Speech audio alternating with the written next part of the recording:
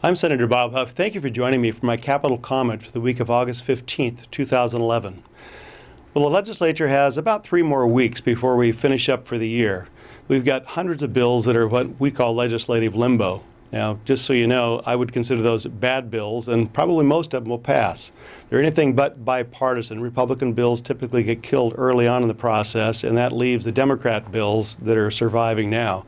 But also big on the issue is the budget. You'll recall that the Democrats cobbled together the budget with $4 billion of risky assumptions.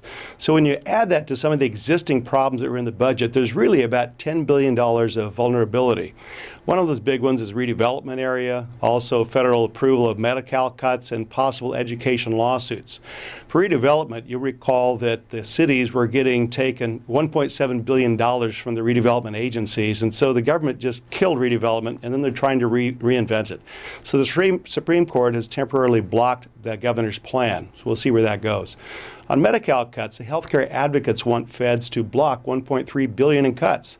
The state budget assumes federal approval in October. May not happen, so that's a big hole number 2.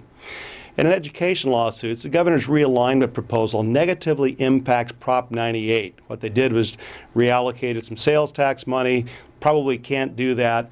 That leaves a budget hole of $2.1 billion, hole number 3. Also, the revenues are not keeping up with the projections. We're about $500 million short in July.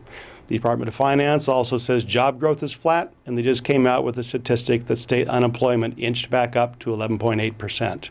There's lots of work to be done. Stay tuned. I'm Senator Bob Huff. Thank you for joining me.